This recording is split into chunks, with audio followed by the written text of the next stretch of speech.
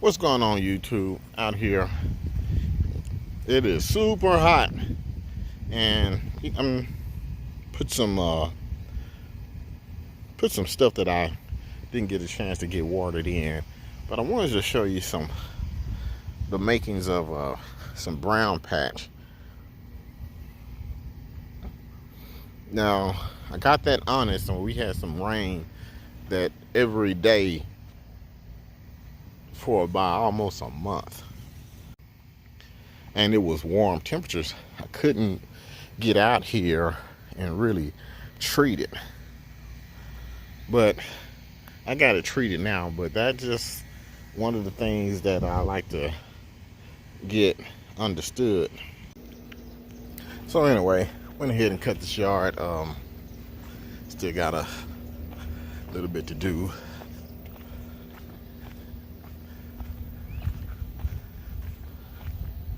So I'm trying to give you guys a idea of what I got going on, and this is kind of what you can expect of your yard in the summertime.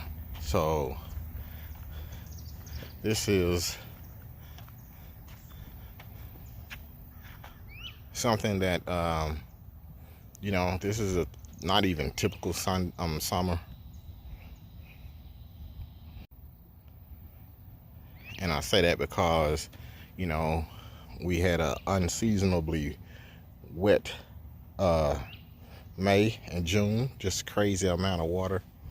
And we ended the water with a crazy amount of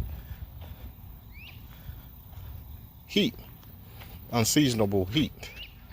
So it's been hot. And to let you know how hot, I don't know what he's doing over there. They don't know that this is my property. But anyway, to let you know how hot it is, we've been threatened to have these rolling blackouts for the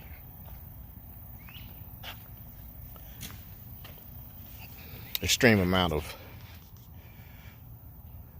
power everybody's using. So this is the situation.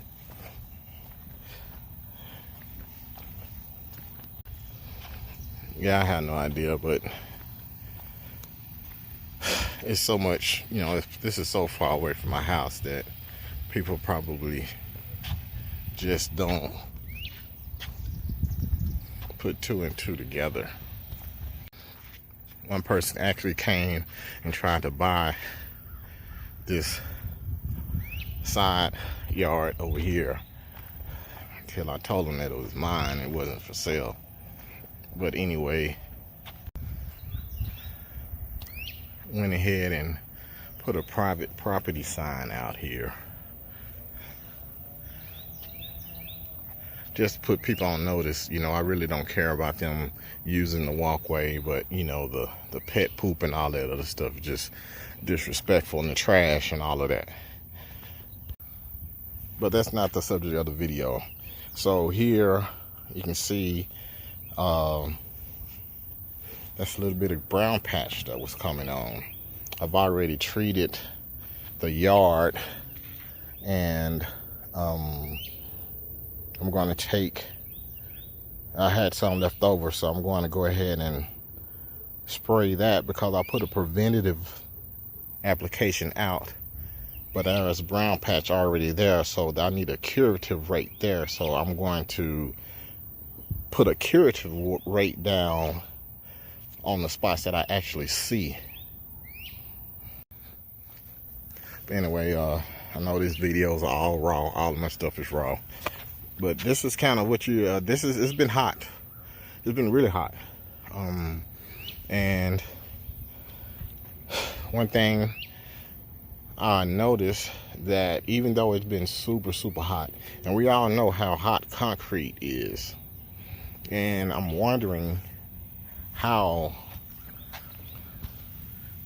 is this fescue surviving. I mean, obviously I don't water it because it's in the concrete. I don't water it. I don't fertilize it. I don't get runoff at this spot.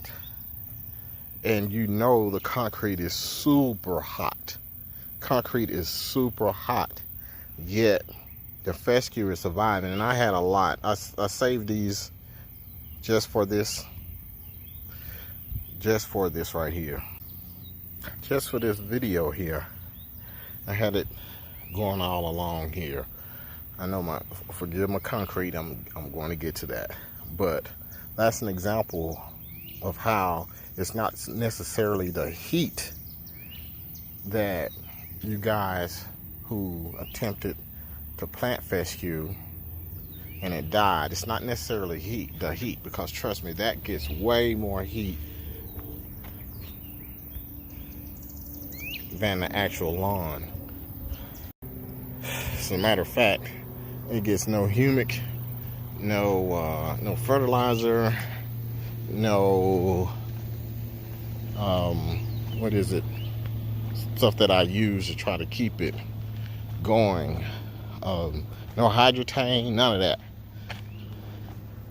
And as you can see, it is living. So you guys can have this grass, and it's not the heat so much. This grass has some of the deepest root systems that any grass has, and get down to 3 to 4 feet. Most people don't even have that much topsoil. So it'll go as down as far as soil that you have. So it's a drought tolerant grass. Now any grass, I don't care what it is just not going to survive without water. None. So we can take that out, but this grass can make it. So it boils down to your fungicides. Actually, you can survive the pressure from the fungus and think you'll do good. So this is a testament here. You know, the guys that are in North Texas know how hot it has been, yet I'm still green, hadn't died off yet. And this has been an extremely heavy pressure fungus season with all the rain. We got rain day after day after day, and not being able to put down fungicides, because if you did, it would get washed away, because we were having a thunderstorm coming through almost daily. So it's grass would be looking a lot better if it wasn't for all of that. But yet I'm still surviving right now. But you know, July and August I start to get ready for the overseed in September. So I'm almost at the end of this. No, this grass does not look as great as it does in October through May. Those are going to be your shining months. You know, from October on, it's going to shine. July and August, you know, there's a struggle. I would say July is a big struggle. August is a wash for me, because I start, you know, preparing it, cutting it, you know, start taking it down a little bit to start fertilizing. To start getting ready for the overseed. So August, September, I really don't concern myself with, you know, killing the neighbors and all that other stuff, because at that time I'm just getting ready for overseed, trying to get it ready for the fall. But like I said before, like the page if you can, and hit the notification bell. So if you're thinking about trying to get this in your area, like I said, I'm going to show you my strong points and weak points, my failures and success, just so you know you can learn from it, I can learn from it, and maybe that it will motivate you to have this lawn. And like I stated before, even if it went dormant, you know, during August, July, which is not. I will be okay because it's better than being dormant for almost half the year or a little over the half a year with warm season stuff. So far I'm loving it. Thanks for watching.